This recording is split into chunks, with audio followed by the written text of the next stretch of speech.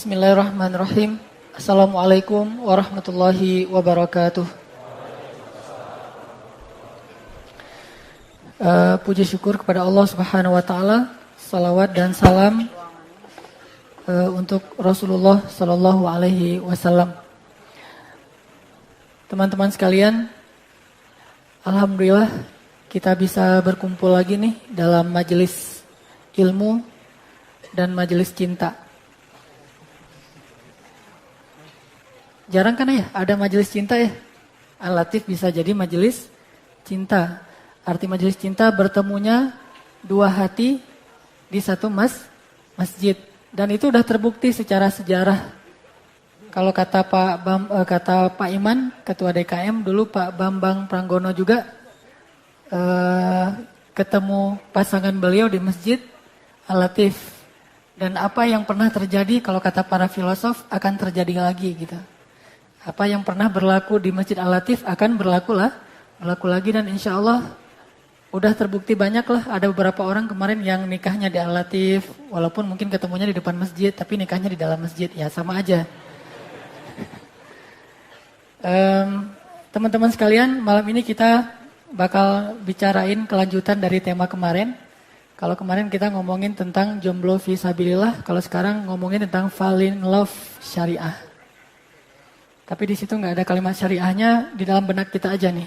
Karena apapun yang kita omongin pasti dibingkai dengan syariah.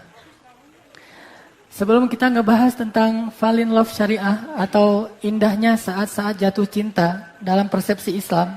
Kalau ngomongin dalam persepsi sinetron itu udah banyak lah. Atau dalam persepsi novel-novel juga udah banyak. Sekarang kita pengen ngomongin saat-saat indah ketika jatuh cinta itu dalam persepsi syariat. Apakah syariat itu ada juga sensasi cinta yang indah? Apakah dalam kisah-kisah kehidupan Nabi, sahabat, dan orang-orang soleh itu ada nggak adegan-adegan tentang fall in love yang buat mereka itu gimana gitu? Kayak yang kita rasain selama ini tetapi tidak ada label syariatnya. Maka pada malam ini kita akan bahas tentang masalah ini sekedar motivasi nih. Buat yang kemarin jomblo fisabilillah, cepat-cepat nemuin cinta karena Allah. Dan buat yang udah nikah, gimana cara mengekspresikan cintanya kepada pasangannya yang membuat mereka ngerasa setiap hari itu jatuh cinta. Every day falling in love. Setiap hari jatuh cinta. Setuju nggak nih? Kalau setiap hari jatuh cinta, setuju? Beneran? Kita insya Allah nanti kita belajar gimana caranya setiap hari itu bisa jatuh cinta. Bagi yang udah nikah, kalau belum nikah, hari ini juga jatuh cinta gitu. Insyaallah. Sebelumnya kita baca dulu Al-Quran, firman Allah tentang cinta di dalam surat Ali Imran ayat 14. Surat Ali Imran ayat 14.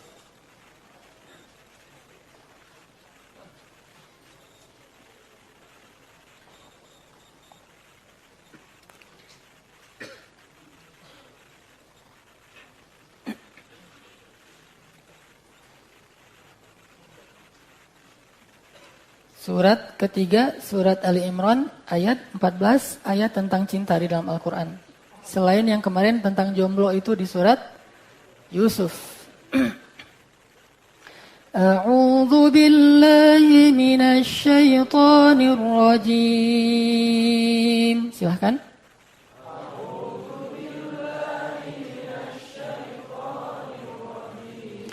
Bismillahirrahmanirrahim.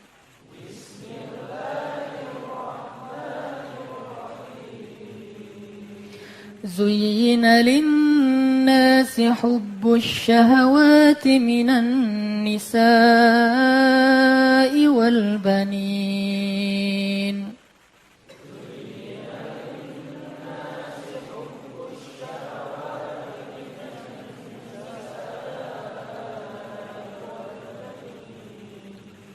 والبنين والقناطير المقنطرة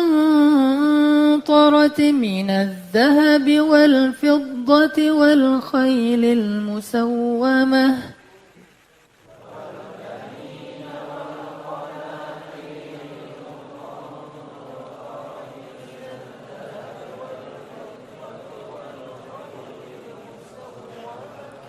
والخيل المسومة والأنعام والحرث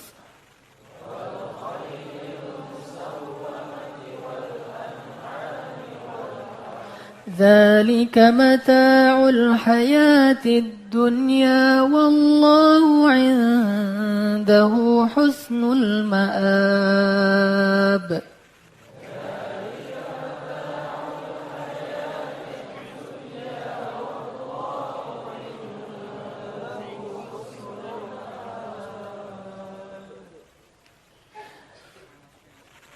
Dan telah dijadikan indah bagi manusia rasa cinta dan keinginannya atau gairahnya terhadap istri-istrinya dan terhadap anak-anak dan terhadap perhiasan-perhiasan baik dari emas maupun perak dan terhadap tunggangan-tunggangan yang baik dan juga hewan-hewan ternak serta berbagai macam perkebunan. Yang demikian itulah kesenangan dalam kehidupan dunia dan Allah di sisinya ada tempat tinggal yang lebih baik. Ini adalah salah satu tentang ayat yang ngebahas bahwa cinta itu indah. Allah sendiri yang bilang cinta itu indah. Siapa yang menjadikan cinta itu indah? Allah. Tapi sebelum saya bahas nih, saya masih ngelihat nih banyak wajah-wajah yang agak-agak tegang gitu ya. Padahal ngebahas cinta itu nggak boleh serius loh. Jadi membahas cinta itu biasanya pembahasannya bukan bab cinta, kalau itu bab kematian, bab azab kubur, itu memang harus serius. Tapi kalau ngebahas cinta itu, gitu-gitu kan ya. Harusnya kita senyum-senyum, santai. Dan kalau perlu juga nggak perlu berdesak-desakan, kecuali karena emang penuh banget gitu ya. Kadang-kadang kan kita pengen nunjukin, Majelis Latif mah luar biasa ya, penuh banget desak-desakan, padahal di luar masih agak-agak lebar tuh, agak-agak banyak tempatnya. Intinya ngebahas tentang cinta itu jangan serius. Kita menikmati pembahasan malam ini secara santai nih. Saya nggak pengen ceramah, tapi pengen sharing-sharing aja. Kita akan ngebahas beberapa, sebutlah mungkin kata-kata para ulama tentang cinta. Dan Allah sendiri bilang di Al-Quran, cinta itu indah. Itu Allah sendiri bilang. Allah bilang, Zuyyina linnasi hubbus syahawat. Allah jadikan indah atau dijadikan indah bagi manusia cinta dan gairah terhadap istri. Di dalam ayat ini Allah nggak bilang terhadap perempuan secara umum, tetapi an-nisa di sini pakai alif lam yang artinya khusus. Dan khusus di sini artinya istri. Kalau nggak kepada istri, tapi terasa indah, itu bukan dari Allah. Aduh, saya mah kalau ngelihat dia deg-degan gitu. Kalau ngelihat dia nggak bisa berdiri, bisanya jongkok gitu. Itu berarti bukan dari Allah tuh. Kalau yang kepada istri ada rasanya, itu dari Allah. Karena Allah hanya memberikan rasa indah itu kalau kepada yang halal, yang baik. Walakinallaha habbaba ilaikumul imana wa zayyanahu fi qulubikum. Allah menjadikan iman itu terasa indah dan menjadikan kalian cinta kepada keimanan. Jadi orang yang beriman itu ngerasain berbunga-bunganya. Kepada siapa? Kepada pasangan. Teman-teman sekalian, saya pengen bacain beberapa kalimat dari orang bijak. Nih, kata para ulama tentang cinta ya. Jatuh cinta itu adalah luapan perasaan paling indah di dunia setelah iman kepada Allah. Jatuh cinta itu luapan perasaan paling indah di dunia setelah beriman kepada Allah. Jadi nggak ada lagi perasaan yang lebih indah setelah beriman kepada Allah daripada perasaan jatuh cinta. Terutama cinta kepada pasangan, itu indah banget. Kemudian kata para ulama, kalau orang lagi jatuh cinta, dunia di mata dia semuanya terasa mempesona. Jadi orang jatuh cinta itu ngelihat dunia itu indah banget tuh. Sebaliknya orang putus cinta ngelihat dunia itu kayak neraka. Jadi kalau kita pengen menikmati hidup setiap hari terasa indah, apa yang kita lihat itu adalah kenikmatan, kebahagiaan, maka sering-seringlah jatuh cinta. Jadi kalau setiap hari kita jatuh cinta, setiap hari kita bergairah. Hidup kita itu kayaknya dunia ini paling cuma milik kita berdua kan gitu kan. Bahasa puisi dulu ya. Dunia milik kita berdua. Itu kata ulama, kalau orang lagi jatuh cinta, dunia itu di mata dia jadi sangat indah dan mempesona. Dia jadi orang yang paling bahagia, percaya diri, dan lupa dengan semua sakit yang pernah dia alami dalam hidup. Ya orang kalau lagi jatuh cinta itu gak kerasa sakit. Gunung kan kudaki. Berarti orang yang sering naik gunung tuh lagi jatuh cinta tuh. Kan gunung kan kudaki, lautan kan kuseberangi. Jadi yang sering-sering ke laut itu lagi jatuh cinta. Pelariannya ke laut, ke gunung, dan gak terasa capek, soalnya lagi jatuh cinta. Racun kan kuteguki misalnya kan ya, itu artinya jatuh cinta, gak terasa sakitnya, duri segala macam. Orang kan kalau lagi jatuh cinta itu gak ada istilah sakit. Semuanya juga dia lakoni, dia jalanin karena dia lagi berbunga-bunga, lagi bergairah banget, lagi jatuh cinta. Bayangin, semangat kayak gitu tuh kita dapetin setiap hari kalau kita jatuh cinta setiap hari kepada pasangan kita. Jadi orang udah nikah itu setiap hari itu ngerasain semangat ABG yang lagi jatuh cinta itu kan enak banget tuh. Itu luar biasa. Setiap hari ini hari apa? Misalnya kemarin hari Senin, saya lagi jatuh cinta tuh hari Senin kemarin. Selasa jatuh cinta lagi, Rabu jatuh cinta lagi. Jadi setiap hari itu adalah hari-hari yang indah karena selalu jatuh cinta. Senyum-senyum sendiri, sial-siul, kemana-mana bersiul gitu kan. Yang lagi jatuh cinta terbayang-bayang, mikirin terus. Pokoknya bahagia banget deh. Orang kalau lagi jatuh cinta. Nih ada lagi kata-kata dari ulama. Alangkah beruntungnya laki-laki yang pulang kerja dalam keadaan lelah dan letih, lalu di pintu rumahnya ia menyaksikan senyum istri yang udah berdandan menanti kedatangannya. Itu indah banget tuh. Pulang capek, apalagi kalau kerjanya itu kerja fisik kayak seorang tukang misalnya, atau aparat lah kayak Pak Alri gitu ya. Habis ngelatih pasukannya misalnya di Cipatat capek-capek banget, pulang macet lagi tuh di Padalarang. Pulang-pulang disambut dengan senyum istri yang luar biasa, udah dandan banget buat kita, udah wangi, disambut di pintu itu kan hilang semua capeknya tuh. Kalau kita lagi jatuh cinta, sama kayak kita malam mingguan nih, ketemu dengan dalam tanda petik itu pacar kita gitu. Ketemu dengan pacar, ngelihat pacar itu kan hilang semua perjalanan kita yang lelah, macet. Mungkin pacarnya di luar kota, kita naik kereta itu sambil gantungan. Sekarang tapi udah nggak ada ya. Kalau dulu mah gantung misalnya di kereta, itu mah dilaluin aja. Pas ketemu dengan pacarnya, semua masalah itu selesai. Kenapa? Karena dia jatuh cinta. Jadi alangkah indahnya seorang laki-laki yang pulang dalam keadaan capek, lelah, sedih, banyak masalah di kantor. Tapi ketika sampai di rumah dia disambut oleh seorang bidadari yang cantik menurut dia. Kok ada kata-kata menurut dia ya? Cantik lah pokoknya ya. Cantik, tersenyum, dan udah dandan menyambut kedatangan suami tercinta. Itu indah banget. Terus apa lagi kata para ulama? Banyak lagu, puisi, buku, film, filsafat, dan bahasa yang dibuat untuk menjelaskan makna cinta. Ini saking pentingnya cinta dalam kehidupan manusia tuh. Coba lihat, perhatiin lagu-lagu kita kan hampir semuanya ngomongin masalah cinta. Bahkan nasyid juga ujung-ujungnya ngomongin masalah cinta. Yang dulunya nasyid tuh masih ngomongin nasihat-nasihat, tapi lama-kelamaan jadi ngomongin cinta. Ceramah juga gitu. Ceramah awalnya ngomong tentang rijal, jihad, cinta sekarang jadi. Saking pentingnya cinta. Karena animonya tuh tinggi banget soal cinta mah. Artinya semuanya pengen ngomongin cinta. Sampai ada nasyid tuh saya dengerin di MQ tuh. Aisyah telah pergi meninggalkanku. Jadi kesannya tuh soleh gitu ya. Kesannya itu lagu syair-syair nasyid karena ada kata-kata Aisyah. Tapi sebetulnya ditinggalin tuh. Aisyah telah pergi meninggalkanku. Mungkin suatu hari nanti dia akan kembali untukku. Kan gitu ya. Jadi cinta banget gitu. Jadi intinya itu juga sih sebetulnya. Cuma bahasanya kalau yang tadi namanya mungkin siapalah namanya apa sih kalau cewek yang bukan nama-nama Islam? Saya emang nggak banyak hafal nama-nama cewek soalnya. Kalau yang Islam kan Fatimah, Aisyah, gitu-gitu dah ya. Jadi karena ada kata Aisyah kesannya nasyid. Padahal isinya sama aja. Dia udah perginya kemana? Ke Kairo, lagi belajar di Al-Azhar. Nanti dia bakalan balik lagi untukku gitu. Jadi intinya banyak lagu dicipta karena cinta. Banyak puisi dibuat karena cinta.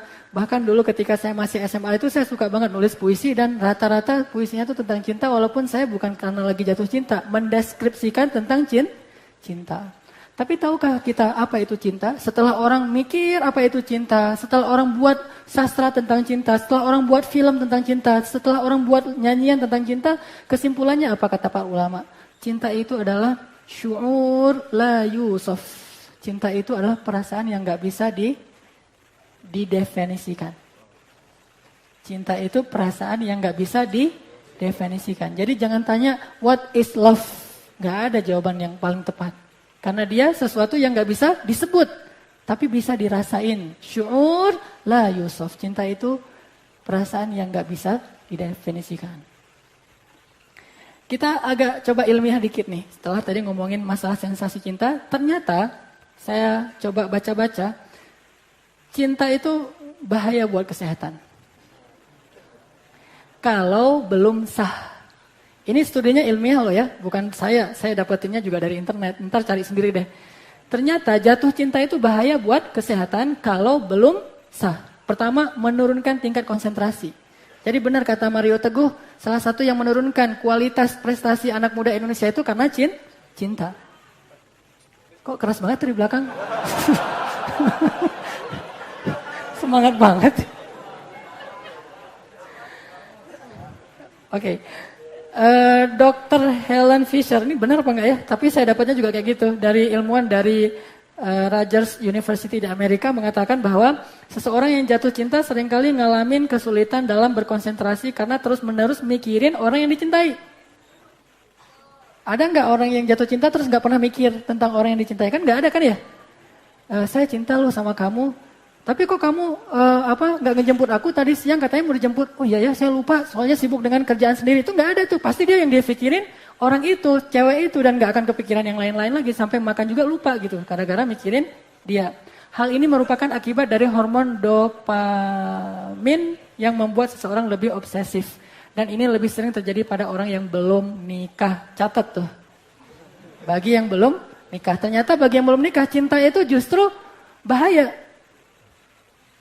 Makanya saya baru ngerti, oh benar ya, di zaman Rasul, cinta itu hanya adegan-adegan yang disebutkan setelah orang nikah. Nggak ada cerita cinta sebelum nikah tuh di zaman Rasul, nggak ada tuh. Kita hampir nggak menemukan ada kisah cinta sebelum nikah di zaman Rasul, nggak ada. Semua kisah cinta itu terjadi setelah nikah. Itu indahnya cinta di masa itu. Kenapa? Karena cintanya itu cinta yang positif, bukan cinta-cintaan atau cinta monyet. Kedua, bikin mual. Cinta itu bikin mual. Ketika seseorang bertemu pacar yang dicintai, maka akan terjadi apa sih ini? Pelepasan norepinefrin. Ada yang ngerti nggak? Pokoknya ikutin aja lah ya. Dopamin dan kortisol mengalirkan darah dari usus hingga memberikan efek mual dan rasa gugup. Pernah ngerasain nggak sih yang gitu-gitu? Pernah ya? Oh berarti emang nggak bener nih cintanya.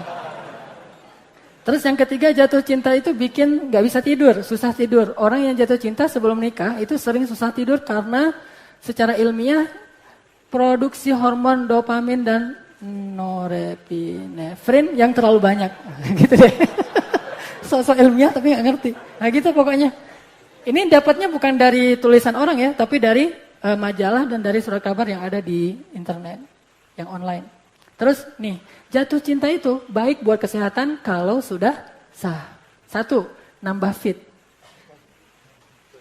Menurut penelitian di jurnal psikofisiologi, kalau kita sering mikirin orang yang kita cintai, kita bisa dapetin energi tambahan. Ini kata-kata saya aja nih yang di bold. Kalau mikirin yang ngeselin dari dia, nggak usah dipikirin. Dan menurut sebuah studi dari University College London, olahraga bareng pasangan itu lebih baik daripada sendiri. Nah, itu kan keren banget tuh. Olahraga bareng pasangan itu lebih baik daripada sendiri. Misalnya, gendongin istri dari garasi mobil sampai ke dalam rumah. Wih, keren tuh. Itu kan olahraga bareng pasangan. Jadi pas turun mobil biar romantis gitu ya. Yang, kamu jangan turun dulu. Kenapa? Ada sesuatu buat kamu. Ya. Terus kita... Kita ke seberang gitu kan, bukain mobil buat istri kita gendong. Pernah nggak gendong istri? Istri juga belum punya, gimana mau digendong? Makanya saya bilang nih, cinta dalam Islam itu cinta yang sah. Dan kenapa orang malu-malu ngomongin cinta yang baik kayak gini? Sementara orang nggak malu ngomongin cinta yang tadi yang negatif. Kalau saya sih pede aja ngomongin cinta yang sudah sah, karena itu bagus banget, luar biasa. Rahmat dari Allah lah. Jadi kalau Rasulullah pernah gini nih. Pas Rasulullah bawa pulang Sofia, kan Sofia itu dinikahin setelah habis perang ya. Nah pas habis nikah, Sofia ini maaf di antara istri-istri Nabi yang paling tidak terlalu tinggi fisiknya. Dia agak-agak imut gitu, bukan unyu-unyu ya, imut. Nah pas Sofia mau naik ke atas onta, karena nggak sampai kakinya, akhirnya Nabi itu gini. Maaf nih saya praktekin dikit ya. Nabi itu duduk gini, tuh jantan banget tuh, keren banget tuh, gini loh. Jadi Nabi, Sofia, gitu kan, naik ke atas lutut Nabi. Jadi Sofia tuh naik ke atas lutut Nabi, terus dibantuin satu kaki lagi sama Nabi untuk bisa naik ke atas onta. Kalau dalam bahasa sekarang, enggak usah gitu-gitu amat, kan mobilnya sedan, nggak perlu digituin juga kan ya. Kalau mobilnya sedan terus kita sok-sok duduk kayak gitu, apaan sih lo gitu kata istri kita. Udah aja kalau bahasa sekarang, maka bukain pintu mobil itu adalah ngikutin sunnah Nabi ketika Nabi mempersilahkan Sofia naik ke atas unta dengan bertanggakan lutut beliau.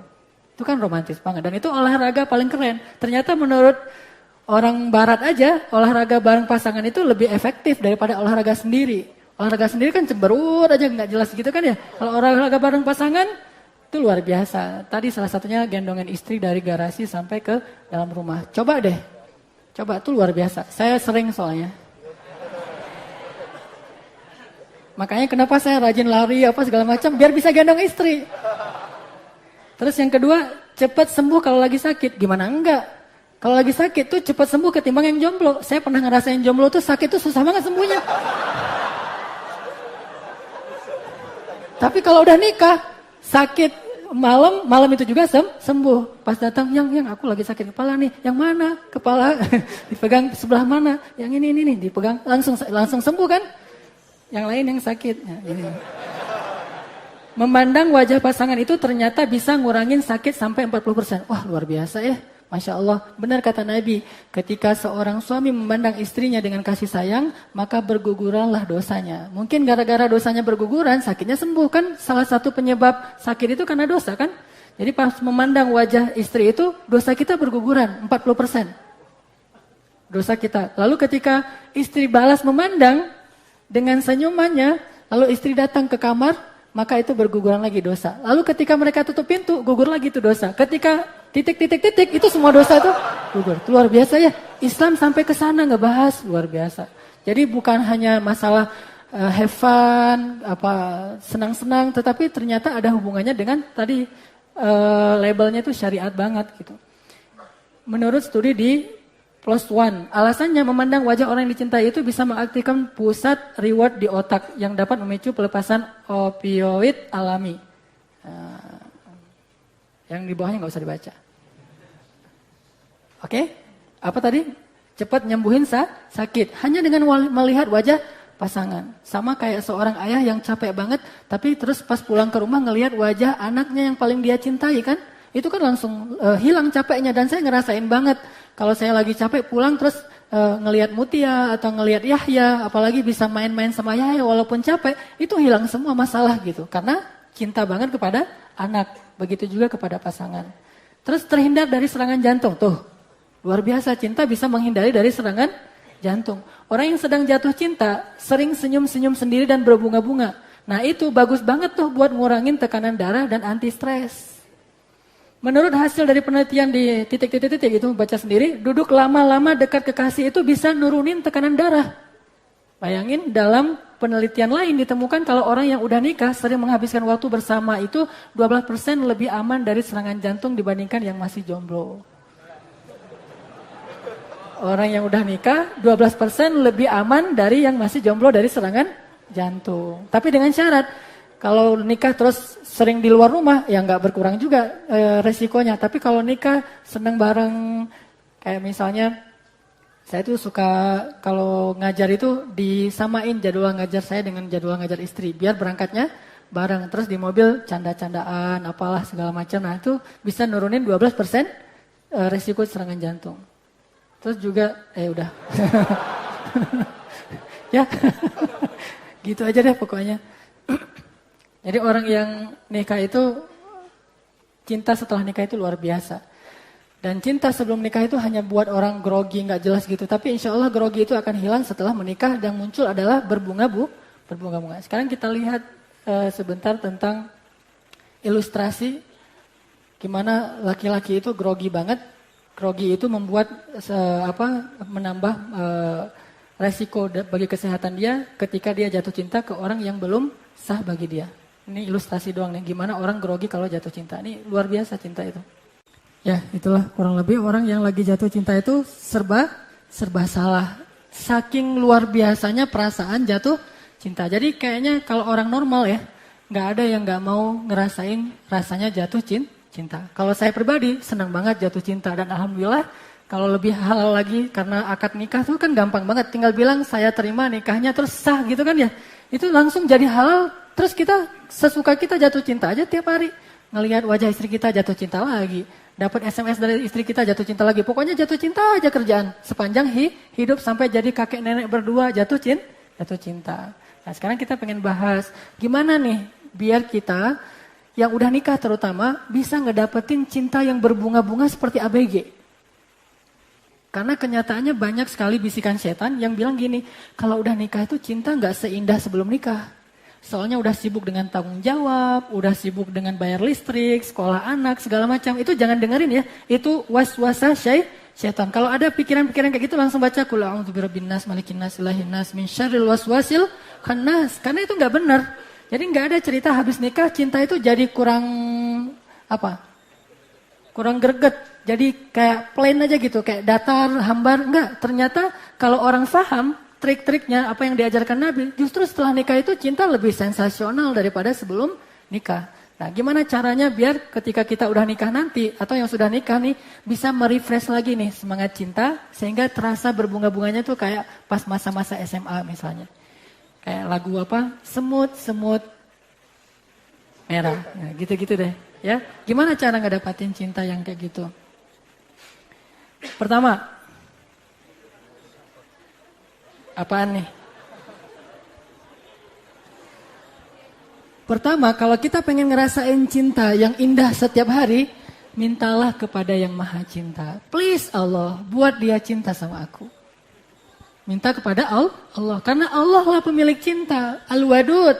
Jadi jangan lupa tuh, kalau kita pengen dapetin cinta atau cinta kita berkurang, minta ke Allah, ya Allah please, saya minta cinta. Kamu minta apa ya hambaku sepertiga malam, cinta ya Allah, besok cinta, terus saja minta cinta. Karena itu energi yang luar biasa buat hidup kita, warna-warni dan indah gitu. Makanya pertama, minta sama Allah. Udah azan ya, nanti kita lihat sebuah adegan yang cukup menyentuh menurut saya tentang meminta cinta kepada yang maha cinta, insya Allah setelah sholat isya. Baik, teman-teman sekalian, kita lanjutkan pembahasan kita. Kita tadi sampai kepada nasihat pertama dari para ulama kalau kita pengen ngerasain jatuh cinta setiap hari. Kenapa penting banget jatuh cinta setiap hari itu?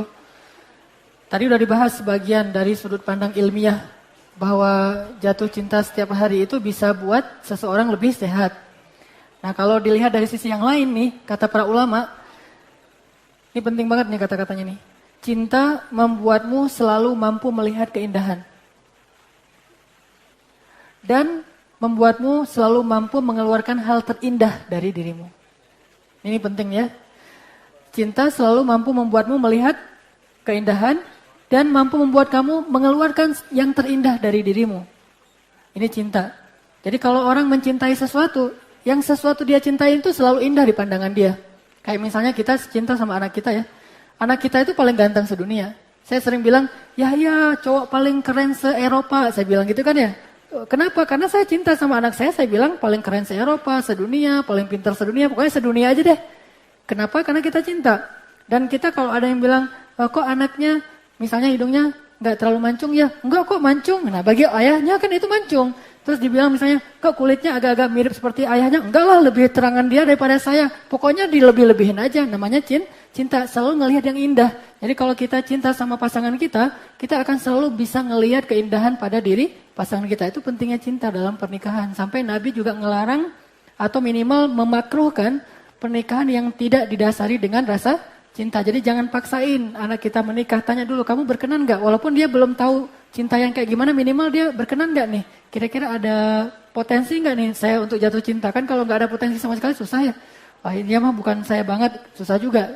Makanya cinta itu bisa membuat kita ngelihat keindahan. Terus cinta bisa membuat kita mengeluarkan hal terindah dari diri kita. Kalau kita udah cinta, itu berbunga-bunga, kata-katanya juga jadi puitis.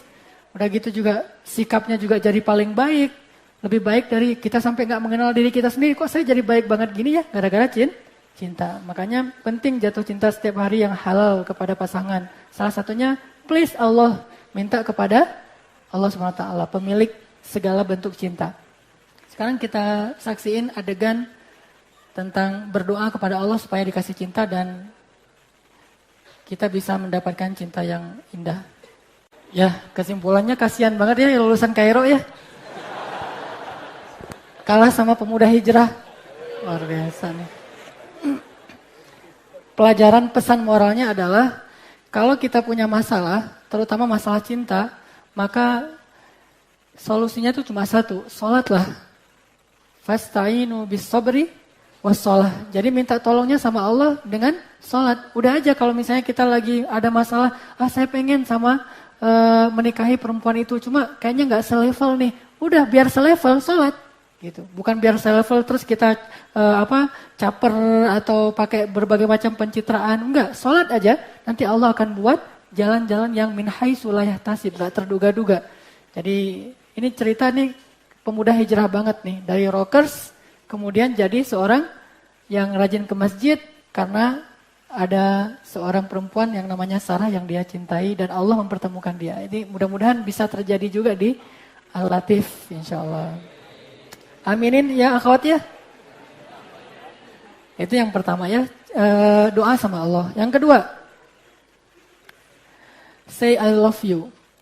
Nah, pernah nih ada seorang sahabat lagi duduk sama Nabi, tiba-tiba datang seorang laki-laki. Terus sahabat ini bilang ke Nabi, ya Rasul, saya itu cinta sama laki-laki itu karena kesolehannya. Jadi cinta karena Allah. Terus Nabi tanya, kamu udah kasih tahu ke dia kalau kamu cinta sama dia? Belum, kata dia.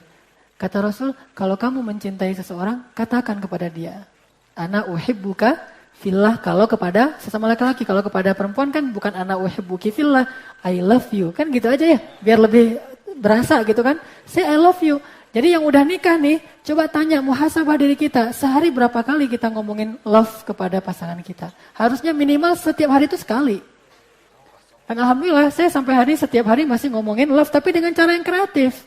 Jangan cara yang sama, kalau cara yang sama mah basi ya, 3 kali udah gak enak. Coba yang kreatif, mikirin, oh hari ini saya pengen ngomongin love-nya itu, tiba-tiba pas dia keluar rumah di sendal tuh ada kalimat I love you misalnya gitu. Di sendal gitu ya. Kalau atau pakai agak-agak bahasa gombal gitu kan, kamu tahu nggak paku apa yang paling dalam misalnya? Paku apa? Paku cinta padamu gitu kan. Kan jadi, aduh kok ada ya? Jadi berasa gitu kan. Jadi say I love you itu yang sering gitu. Bilang I love you kepada yang bukan pasangan itu gak berpahala. Tapi bilang I love you kepada pasangan itu pahala. Dari sisi mana besar pahalanya? 1, nyenengin hati orang yang beriman. Kata Nabi sebaik-baik amal itu menyenangkan hati orang lain. Nah menyenangkan hati orang lain kalau istri itu luar biasa pahalanya. Jadi agak-agak kreatif. Gombal-gombal dikit tak apalah. Gombal warming. Gak pernah gagal tuh. Tuh. Barusan gempa ya? Enggak deh kayaknya. Masa? Iya enggak gempa. Jantung aku tahu yang gempa gara-gara kamu. Nah kan. Jadi gombal warming itu enggak pernah gagal menurut saya. Saya alhamdulillah beberapa kali ngegombal berhasil gitu. Selalu bisa buat ceweknya berbunga-bunga dan itu nyenangin hati dia dan bertambah cinta kita. Jadi gombal aja deh. Tapi gombalnya tuh yang tulus. Karena ada gombal yang benar-benar lebay, tapi ada gombal yang tulus. Kalau gombal yang tulus itu kita perhatiin dulu. Kayak saya pas lagi jalan sama istri saya di toko buku gitu. Saya duduk aja dari jauh perhatiin. Pas udah nanti ketemu dia, kenapa ya aku kok pas di toko buku tadi nggak nyaman banget? Kenapa? Sakit ya? Kata dia gitu kan gitu ya. Enggak, soalnya aku ngerasain jantung aku tuh nggak ada di dalam. Soalnya lagi jalan-jalan nyari-nyari buku kamu gitu kan. Itu kan terasa, oh ya gimana gitu. Ya Andre Taulani gitu deh. Tapi saya nggak ngelihat Andre Taulaninya ya, emang spontan aja keluar. Pertama memang dulu ada bakat sastra dikit, ditambah lagi berbunga-bunga katain aja. Insya Allah itu akan membuat suasana hidup kita tuh jauh lebih nyaman. Dan Nabi itu ngegombal dengan Aisyah, cuma gombalnya Nabi dengan Aisyah itu bentuknya beda. Karena emang Rasulullah gombalnya Nabi ke Aisyah misalnya, ini gombal dalam makna positif ya. Nabi manggil Aisyah, ya Humairo, hai perempuan yang wajahnya merah-merah gitu kan, itu gombal banget. Terus ya Aish, atau kalau kata orang Sunda apa? Ya Ais, kan itu ya Aish. Aish itu yang cantiknya itu luar dalam gitu. Jadi bahasa-bahasa gombal warming ini harus jadi dilatih dari sekarang nih latihan ya. Tapi latihannya sendiri dulu di cermin. Kira-kira saya kalau lagi gombal di cermin kelihatan nggak kalau saya bohong gitu? Jadi biar bagus nanti pas udah nikah. Itu bagus banget, luar biasa kalau kita bisa ngucapin I love you kepada pasangan kita setiap hari. Lewat SMS. Tapi yang luar biasa juga tuh bisa lewat bunga. Kenapa? Kata para ulama, bunga bagi perempuan adalah sihir. Bunga untuk perempuan itu adalah sihir. Hampir tidak ada perempuan yang gak suka bunga. Jadi kalau kalian pengen nyihir cewek, pakai bunga. Tapi cewek yang dimaksud di sini adalah istri. Jadi kasih bunga. Saya pernah tuh agak-agak lucu sih. Saya bawa pulang bunga mawar pas lewat di Unpad tuh. Lagi banyak jual-jualan bunga tuh. Saya beli. Pas saya bawa pulang ke rumah, memang timingnya gak jelas sih. Timingnya pas istri saya lagi pindahan rumah. Ngasih bunga, coba bayangin tuh. Lagi pindahan rumah, ada bunga nih di jalan, beli deh. Lalu pas sampai di rumah, yang ada kejutan buat kamu. Apaan? Udah tutup mata dulu aja. Tapi udah pasti tahu lah, pasti hadiah biasa-biasa aja. Karena saya gak sanggup beli yang mahal-mahal.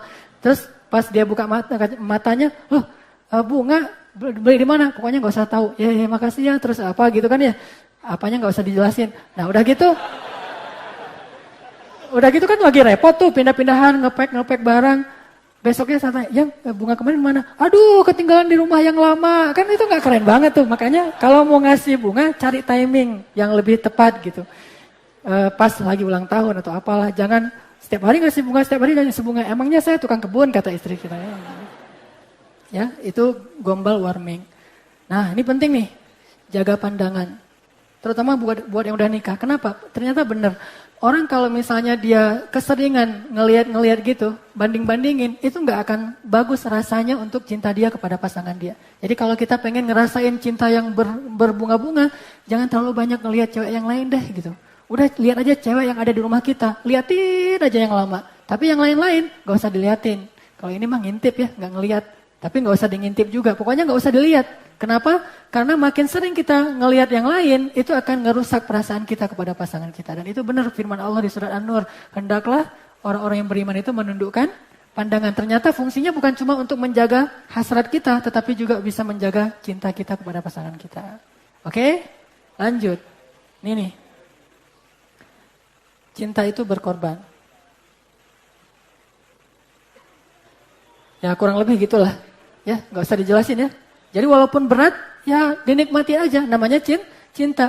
Ternyata benar, orang kalau misalnya pengen ngerasain cinta yang lebih dahsyat, dia harus berkorban dulu. Karena ketika kita berkorban, kita jadi punya rasa memiliki yang besar.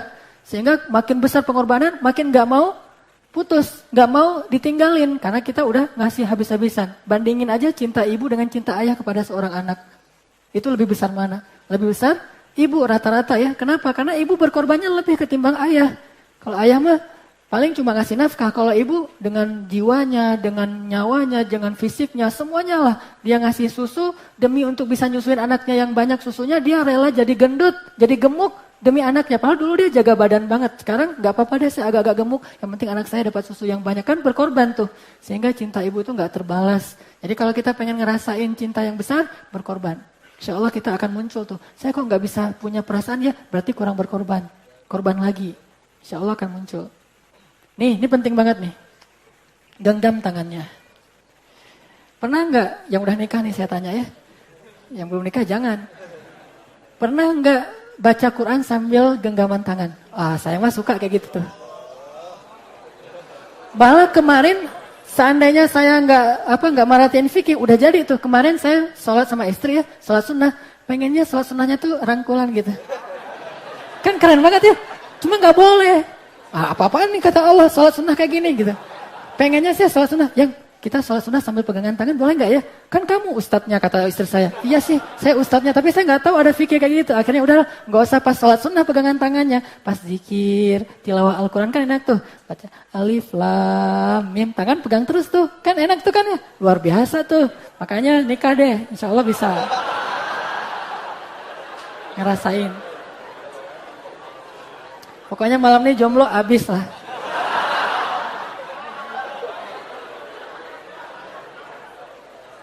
Saya baru ngerasain sholat yang bersentuhan. Kalau biasa kan kita soft itu kan sentuhan cowok-cowok gitu kan ya. Biasa aja lah. Sentuhan Allahu Akbar, sentuhan ininya nempel. Karena soft yang baik itu yang rapat.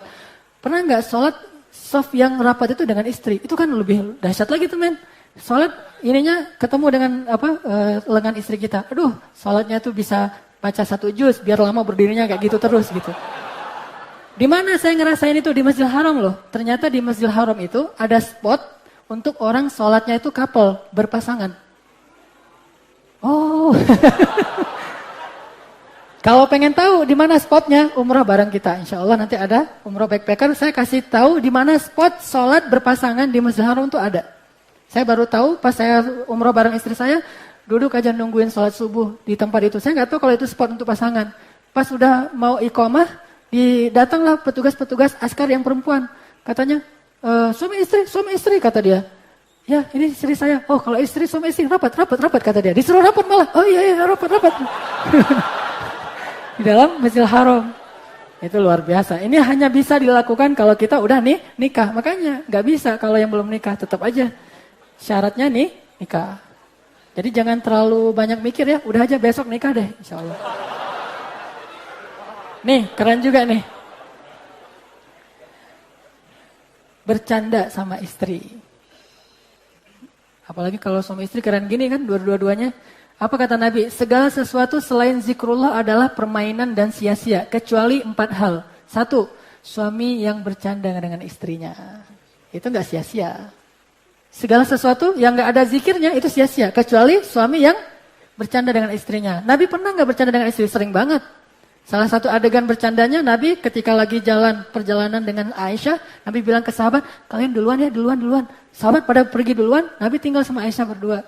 Aisyah, kita lomba lari yuk, gitu. Kan itu bercanda, lomba lari tuh. Aisyah masih kurus, Aisyah menang. Bukan menang sih, Nabi ngalah aja demi Aisyah.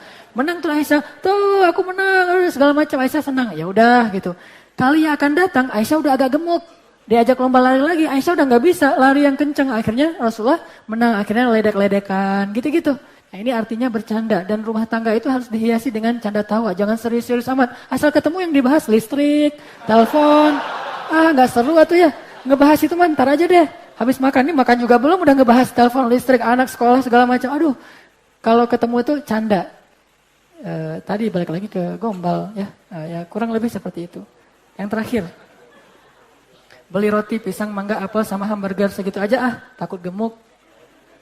Apa nih pesannya? Terutama untuk yang akhwat ya, jaga badan, itu penting banget. Karena gimana juga, hal ini salah satu kecantikan perempuan itu salah satunya di fisiknya. Sehingga kalau misalnya setelah nikah kan kenapa kok jadi kurang ada sensasi hubungan suami istri? Karena salah satunya nih, karena perempuan setelah menikah kurang memperhatikan fisiknya lagi, udah nggak kayak dulu pas sebelum nikah. Apalagi udah pernah hamil, menyusui, melahirkan, udah males lah treadmill lagi. Nah sekarang kita niatkan fi sabilillah. Jadi jaga badan itu lari, renang dan segala macam, biar selalu kelihatan cantik. Karena emang gimana mau ngelakuin adegan-adegan yang saya bahas di atas, kalau tidak, coba bayangin istri kita beratnya misalnya 90 kilo. Mau olahraga ngangkat dari garasi sampai ke rumah kan susah kan ya? Udah diseret aja deh gitu kan. Kan gak seru kalau diseret, lebih seru kalau digendong gitu. Jadi gak bisa digendong. Banyak adegan yang gak akan seru kalau kita istri gak jaga badan. Jadi benar banget tuh kalau cewek itu buat yang shift perempuan buat waidu juga. Waidunya tuh treadmill, berenang, atau minimal olahraga-olahraga ringan lah. Supaya bugar juga, sehat, dan itu luar biasa. Itu ya. Teman-teman sekalian, kesimpulannya apa? Ternyata saat-saat jatuh cinta setelah menikah itu jauh lebih mempesona, lebih keren daripada sebelum nikah. Dan ternyata jatuh cinta itu salah satu rahmat Allah, anugerah Allah, dan diatur dalam syariat. Ada banyak tips dari para ulama, sehingga gak usah khawatir. Menikah itu justru akan menambah gairah cinta, tidak akan mengurangi gairah cinta. Jadi nikahlah besok juga, insya Allah ya. Sebelum kita tutup nih, ada beberapa pengumuman. Pertama, ada kabar berita duka. Kemarin alhamdulillah setelah kita membantu emaknya atau ibunya Pak Hidayat di rumah sakit, alhamdulillah terkumpul berapa puluh juta gitu ya. Dan operasinya sukses alhamdulillah, tetapi akhirnya kemudian dibawa pulang. Seminggu setelah dibawa pulang, emaknya Pak Hidayat meninggal dunia. Jadi baru seminggu yang lalu meninggal dunia. Jadi malam ini kita coba sama-sama doain emaknya Pak Hidayat. Yang kedua, insya Allah malam Ahad ini kita akan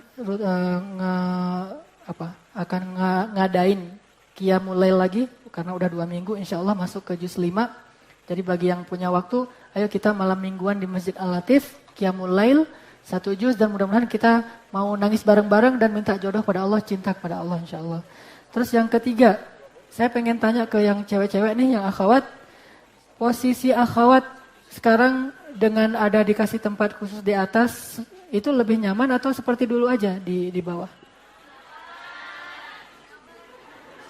Berarti, oh kelihatan saya ya. Mungkin minggu depan yang akhwatnya, kalau bisa yang masih muda nih, yang gak terlalu uzur, silakan nanti tempatnya di atas, biar ikhwanya semuanya kebagian tempat juga di bawah, gitu ya. Terus itu aja paling. Dan doain mudah-mudahan kita bisa menemukan solusi nih untuk parkir kita, supaya juga saudara-saudara kita, tetangga-tetangga kita gak merasa terganggu karena keadaan ini, dan ini di luar kemampuan kita juga. Mudah-mudahan sama-sama nanti kita carikan solusinya.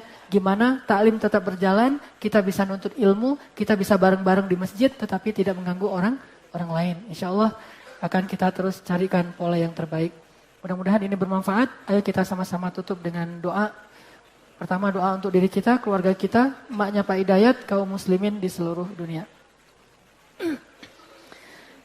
أعوذ بالله من الشيطان الرجيم بسم الله الرحمن الرحيم الحمد لله رب العالمين حمدا يوافي نعمه ويكافئ مزيده يا ربنا لك الحمد كما ينبغي لجلال وجهك الكريم وعظيم سلطانك اللهم اغفر لنا ولوالدينا وارحمهما كما ربيانا صغارا اللهم اغفر لها وارحمها وعافها واعف عنها وأكرم نزلها ووسع مدخلها واجعل قبرها روضة من رياض الجنة ولا تجعل قبرها حفرة من حفر النيران الحمد لله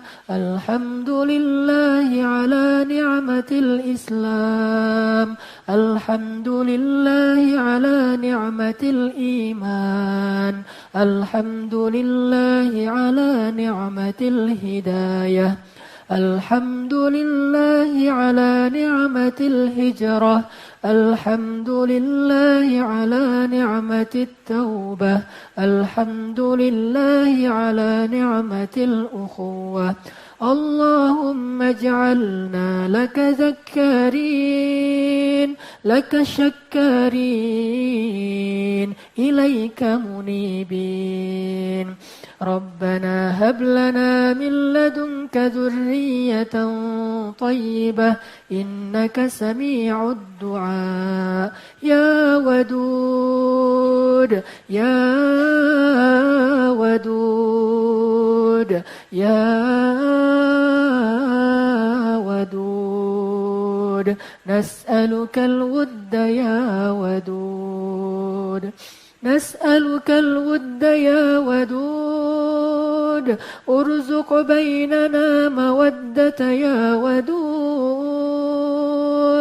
نسألك الرحمة يا رحمن يا غفار اغفر لنا ذنوبنا يا تواب تب علينا يا أرحم الراحمين اللهم انصر الإسلام والمسلمين اللهم انصر المسلمين في فلسطين اللهم انصر المسلمين في سوريا اللهم انصر المسلمين في العراق اللهم انصر المسلمين في مصر اللهم انصر المسلمين في روهينيا اللهم اجعل بلدنا هذا إندونيسيا بلدا آمنا وارزق أهله من الثمرات من آمن منهم بالله واليوم الآخر اللهم اهد شباب المسلمين اللهم اهد شباب المسلمين اللهم استر عورات نساء المسلمين ربنا هب لنا من أزواجنا وذرياتنا قرة أعين واجعلنا للمتقين إماما سبحانك اللهم وبحمدك أشهد أن لا إله إلا أنت أستغفرك وأتوب إليك السلام عليكم ورحمة الله وبركاته